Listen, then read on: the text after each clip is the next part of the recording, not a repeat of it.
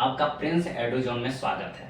तो आज इस वीडियो में हम भारतीय भूगोल का मुख्य रूप से देखेंगे, जिसमें हमारा जो टॉपिक है भारत का आकार एवं स्थिति एवं उससे जुड़े जो भी तथ्य है उसको हम देखेंगे।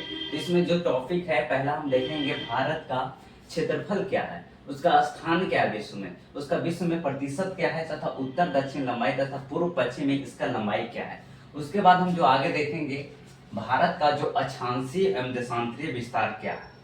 उसके बाद हम मानक समय का, और मानक समय हम देखेंगे भारत का क्या है और कैसे टाइम में डिफरेंस आता है। हम देखते हैं कि अरुणाचल प्रदेश में सूर्योदय 2 घंटा पहले और जो गुजरात है उसमें 2 घंटा बाद में क्यों होता है, और भारतीय समय ग्रीनविच स्टैंडर्ड टाइम से जो इंग्लैंड के ग्रीनविच में है वहां से 5.5 घंटा आगे होने से क्या फर्क पड़ता है। उसके बाद हम देखेंगे कि भारत की जो स्थलीय एवं तटीय लंबाई क्या है। उसके बाद जो हमारा आगे के जो टॉपिक है सार्क सदस्य, फिर उसके भारत के पड़ोसी देश को हम देखेंगे कौन कौन से पड़ोसी देश है। उसके बाद हमारा आएगा भारत को अलग करने वाले अंतरराष्ट्रीय लाइन, कि भारत को कौन से देश कौन से लाइन से अलग करते हैं, श्रीलंका किससे अलग करता है, चाइना किससे अलग करता है, पाकिस्तान किससे अलग करता है। उसके बाद हमारा जो होगा शीर्ष बिंदु, यानी भारत को उत्तर में सबसे बिंदु कौन सी है, दक्षिण में कौन सी बिंदु है, पूर्व में कौन से, पश्चिम में कौन सा है। और उसके बाद महत्वपूर्ण फैक्ट, जो भी भारत से रिलेटेड जो महत्वपूर्ण फैक्ट होगा उसको हम देखेंगे।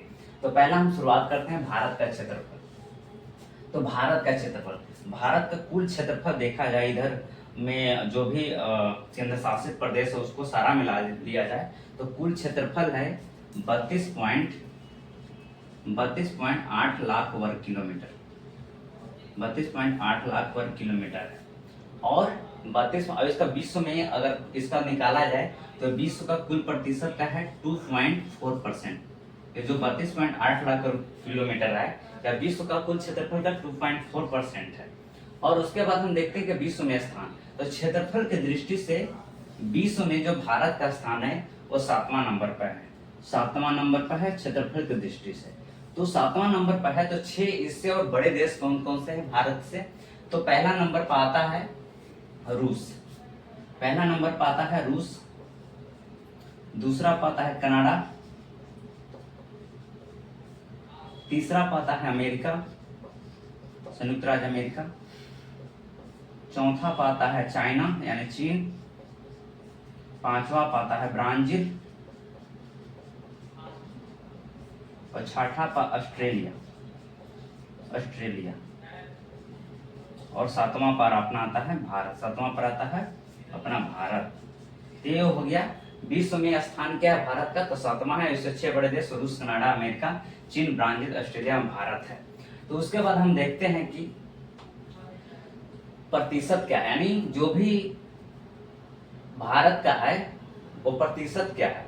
तो भारत की जो जनसंख्या का अगर देखा जाए तो भारत की 2011 की जनगणना के अनुसार, 2011 की जनगणना के अनुसार भारत का प्रतिशत था 17.5%, 1 अरब 21 करोड़ के करीब 2011 की जनगणना के अनुसार था जनसंख्या।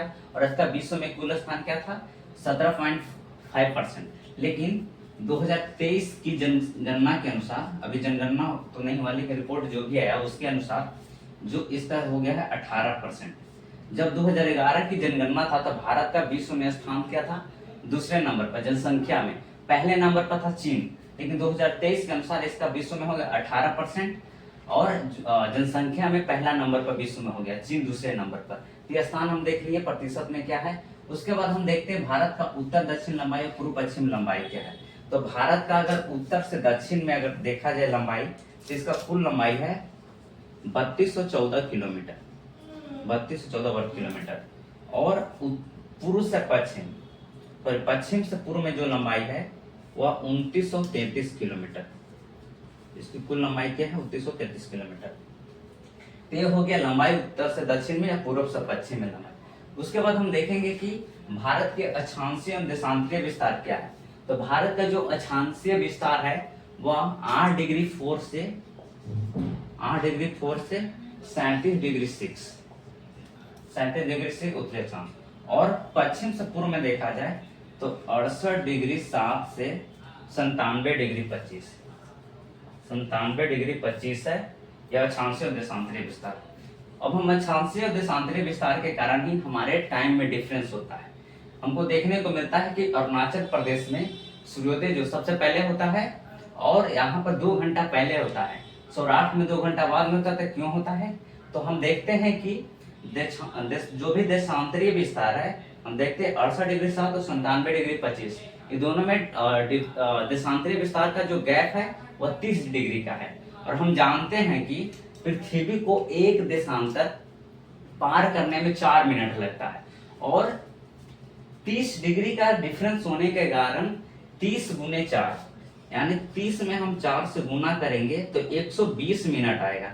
120 मिनट यानी 1 घंटा में 60 मिनट होता है और 2 घंटे में 120 मिनट, तो 2 घंटे का डिफरेंस हो रहा है। इसी कारण जो अरुणाचल प्रदेश है, यहाँ पर सूर्योदय अगर 6 बजे हो रहा है तो सौराष्ट्र में यानी गुजरात में 8 बजे होता है। और इसके बाद अगर जैसे जैसे अगर देशांतरीय विस्तार का डिफरेंस है वैसे वैसे सूर्योदय टाइम बढ़ते जाएगा।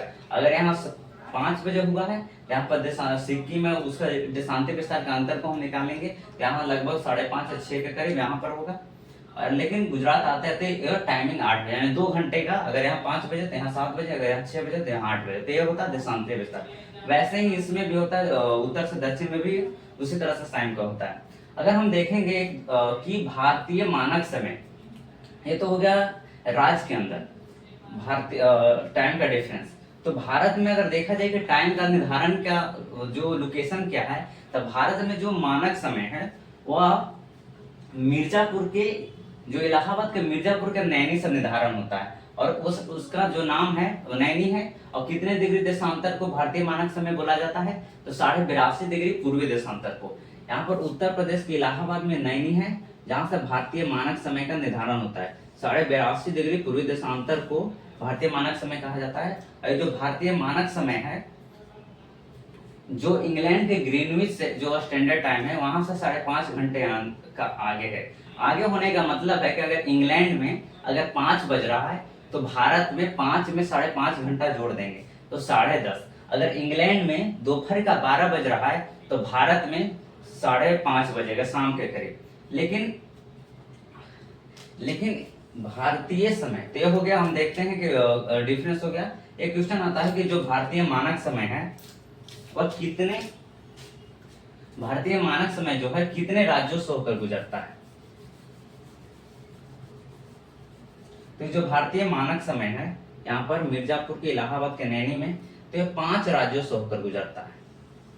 5 राज्यों से। तो कौन कौन सा 5 राज्य है? एक हो गया उत्तर प्रदेश हो गया, एक मध्य प्रदेश हो गया, एक छत्तीसगढ़ हो गया, एक हो गया उड़ीसा, एक आंध्र प्रदेश। तो ये जो हमारा भारतीय मानक समय है ये 5 राज्यों से होकर गुजरता है।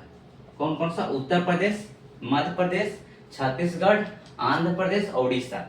अगर पूछा जाए कि जो भारतीय मानक समय है और जो भारत को 2 भागों में अलग करने वाली जो कर्क रेखा है 13.5 डिग्री, तो वह कहां पर आपस में मिलते हैं? तो यहाँ पर एक बघेलखंड का पठार है।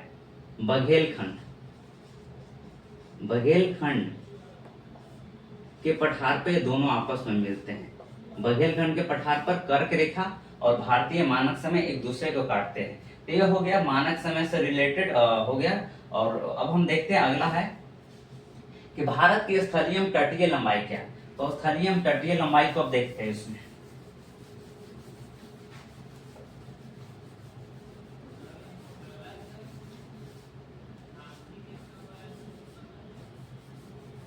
तो हम देखते हैं कि अगला है भारत की स्थलीय तटीय लंबाई।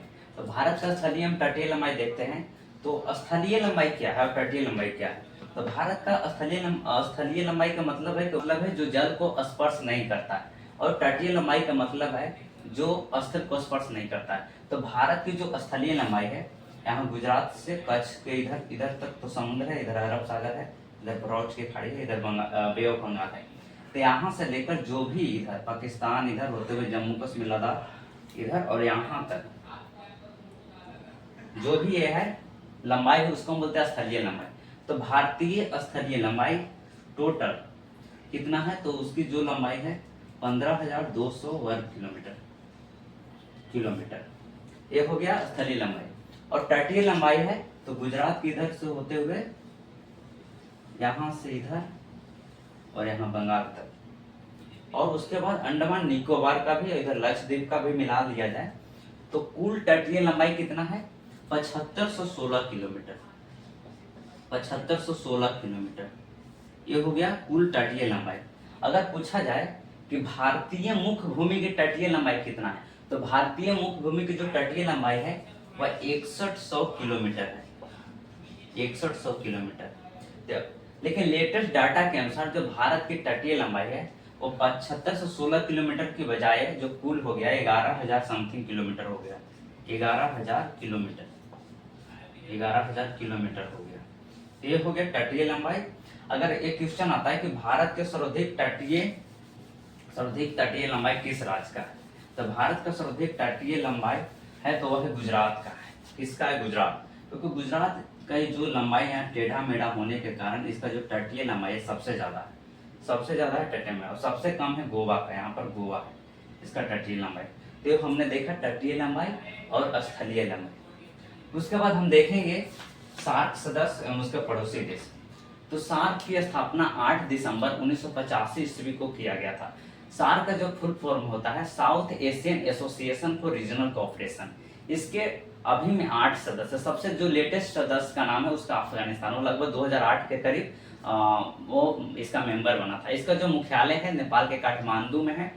और इसका जो सार्क का स्थापना हुआ था, जो भी इसके पड़ोसी देश थे चाइना, नेपाल, ये आपस में सुख शांति और समृद्धि और अपने जो भी उसके डेवलपमेंट किया जा रहा है उसको आपसी सहयोग और भाईचारा को बढ़ावा देने के लिए इसका स्थापना किया गया था। लेकिन अभी जो सार्क के कंडीशन है बहुत ही खराब स्थिति में है। जो जिस उद्देश्य से इसका स्थापना किया गया था वह सक्सेस नहीं हो पाया। इसमें ऐसा जो पड़ोसी देश ऐसा होता है कि भारत जो भी अपने पड़ोसी देश उसको अच्छे से पालने के धमकाता है, जिसके कारण जो पड़ोसी देशों का भारत से विश्वास उठ गया है। तो ये हो गया सार्क सदस्य। उसके बाद हम पड़ोसी देश में हम देखते हैं कि सार्क सदस्य का स्थापना 8 दिसंबर 1985 ईस्वी को हुआ था। इसका दक्षेस नाम भी बोला जाता है सार्क को। पड़ोसी देशों हम देखते हैं कि पड़ोसी हम देश देखते हैं तो सबसे बड़ा अगर पड़ोसी देश में देखा जाए तो चाइना है हमारे में। हमारे लिए अगर मुख्य दुश्मन में सबसे बड़ा विरोधी अगर दुश्मन है तो चाइना ही है। पाकिस्तान के पास उतना पावर ही नहीं। हमारा मुख्य दुश्मन है चाइना। उसके बाद है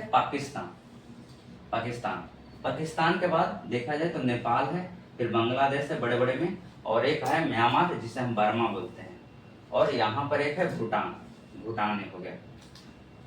और अगर हम देखा जाए पीओके का मतलब होता है पाक ऑफ ऑक्युपाइड कश्मीर।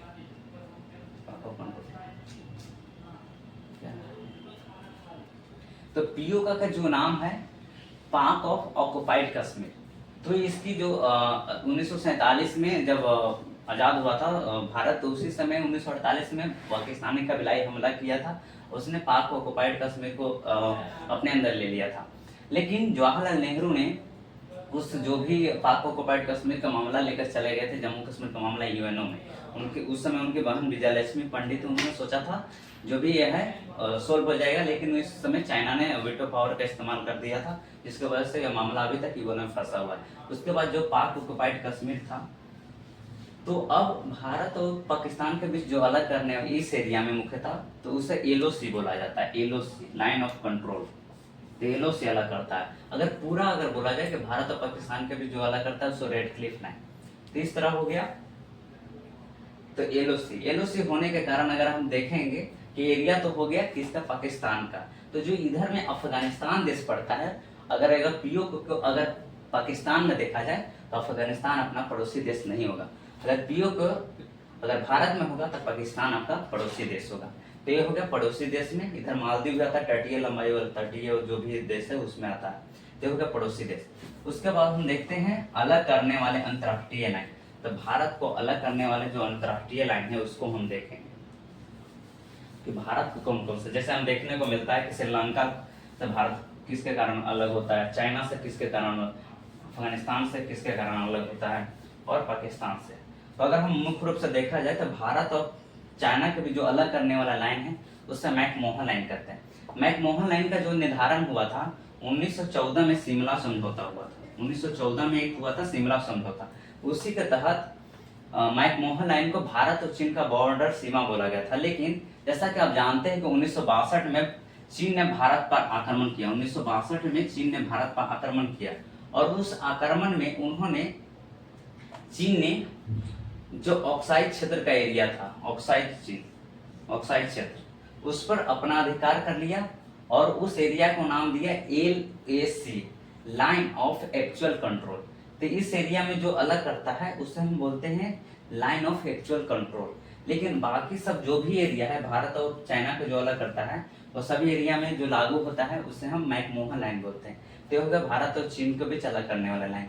अगला है भारत और पाकिस्तान के बीच अलग करने वाला। तो भारत और पाकिस्तान के बीच जो अलग करता है उस लाइन का नाम है Radcliffe line. Radcliffe, sir जी रेड क्लिफ ने इसका निर्धारण किया था। रेड क्लिफ उन्होंने बहुत सारे कामियां की थी रेड क्लिफ लाइन में। इसमें बहुत सारे ऐसे ऐसे जो भी उन्होंने मुख्यतः धर्म यहाँ पर देखा था, जो भी मुस्लिम बहुल है उसको अलग कर दिया। इधर बांग्लादेश था, उसको जो मुस्लिम बहुल एरिया था अलग कर दिया। इधर बहुत सारे लोगों की हत्या भी हुई थी, क्योंकि किसी का घर पाकिस्तान में हो गया था, किसी का घर भारत में, जिसके कारण बहुत सारे डिफिकल्टी आई थी। तो रेड क्लिफ ने भारत और पाकिस्तान के लाइन को निर्धारण किया था। उसके बाद आता है अपना पड़ोसी छोटा सा देश है श्रीलंका। तो भारत और श्रीलंका के भी जो अलग करने वाले हैं उसका नाम बहुत सारे। एक तो यहाँ जल डमरू मध्य, इसको अलग करता है जल डमरू मध्य। दूसरा इसको अलग करता है पाक जल संधि। और तीसरा इसको अलग करता है मनार की खाड़ी अलग करता है। ये हो गया भारत और श्रीलंका के बीच अलग करने वाला है। अफगानिस्तान को हम देखते हैं कि अफगानिस्तान को जो बीच अलग करता है उसका डुरंड रेखा होता है, डुरंड लाइन बोलते हैं। ये सब ये मेन, मुख्य रूप से यही मेन है। उसके बाद हम देखते हैं एक है अंडमान निकोबार को अलग करने वाला लाइन है, उसको क्या बोलते हैं 10 डिग्री चैनल बोलते हैं। यहाँ पर है अंडमान और निकोबार। तो अंडमान और निकोबार को अलग करने वाले को 10 डिग्री चैनल बोलते हैं, 10 डिग्री चैनल। अगर हम मालदीव, यहाँ पर लक्षद्वीप और मालदीव को अगर अलग करने हो तो उसको 8 डिग्री चैनल।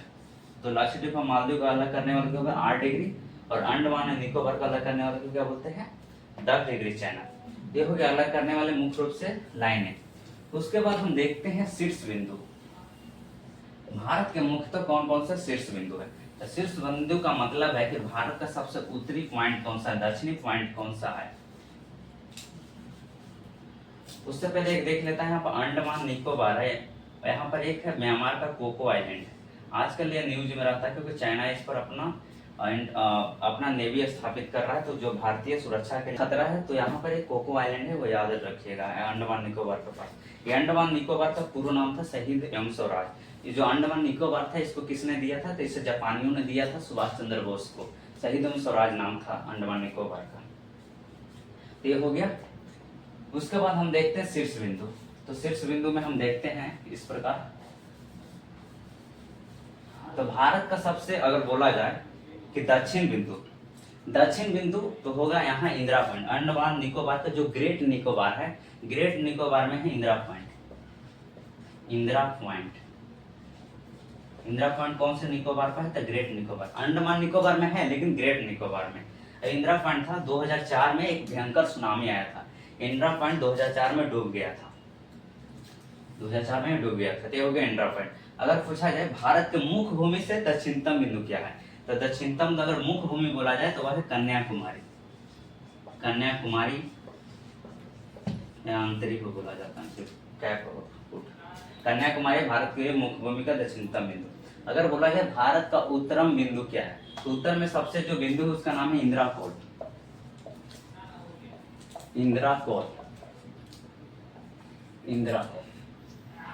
अगर पूर्व में पूछा जाए कि पूर्व में कौन सा है, तो उसका नाम है किबिथु नाम है, किबिथु।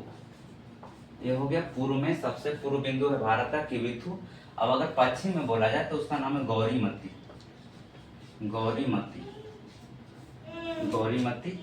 ये हो गया कौन सा, सबसे पश्चिमी बिंदु।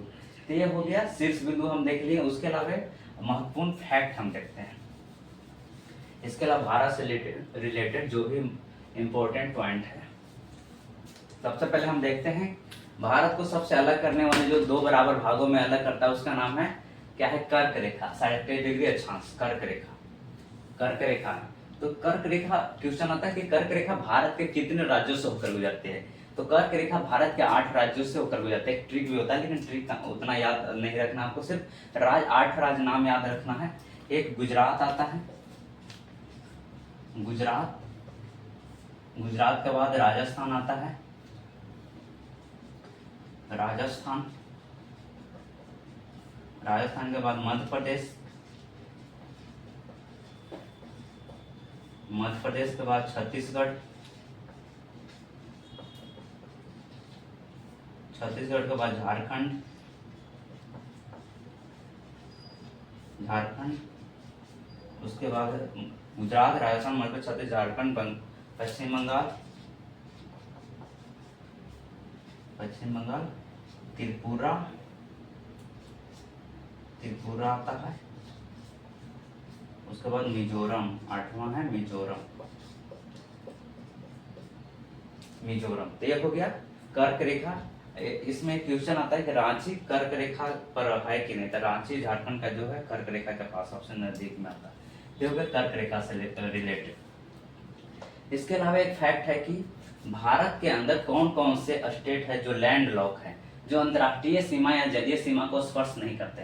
तो भारत में 5 ऐसे राज्य है जो अंतर्राष्ट्रीय सीमा या जलीय सीमा को स्पर्श नहीं करता है। तो उसका कौन कौन सा नाम है, तो उस नाम को हम देख लेते हैं।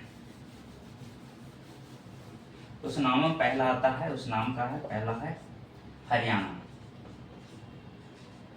हरियाणा, हरियाणा दिल्ली के 3 ओर से घिरा हुआ है। हरियाणा के बाद आता है झारखंड, झारखंड आता है, झारखंड के बाद आपका छत्तीसगढ़, छत्तीसगढ़ के बाद आता है आपका तेलंगाना, तेलंगाना के बाद आता है मध्य प्रदेश, मध्य प्रदेश। ये लैंड लॉक, भारत का लैंड लॉक स्टेट है। केंद्र शासित में दिल्ली भी आता है, केंद्र शासित प्रदेश में दिल्ली आता है। तो ये हो गया लैंड लॉक। अगर देखा जाए, अगर क्षेत्रफल से अगर सबसे ज्यादा अगर स्पर्श करने वाला है कि भारत का किसके साथ सबसे ज्यादा बाउंड्री साझा करता है, तो ये भारत सबसे ज्यादा बांग्लादेश के साथ बाउंड्री साझा करता है, 40-96 किलोमीटर, 40-96 किलोमीटर। अगर सबसे कम बोला जाए तो अफगानिस्तान के साथ 106 किलोमीटर का बाउंड्री साझा करता है। इसके अलावा हम देखा जाए, इसके अलावा रामेश्वरम के पास एक आदम पुल है। रामेश्वरम और श्रीलंका का जोड़ता है। आदम पुल को आज राम सेतु भी बोलता है, राम सेतु। ये कहाँ है, धनुष कोटी के पास है, राम सेतु पुल भी बोला जाता है। तो ये हो गया आपका फैक्ट। अगर वीडियो अच्छा लगे तो लाइक एंड सब्सक्राइब करते जाओ।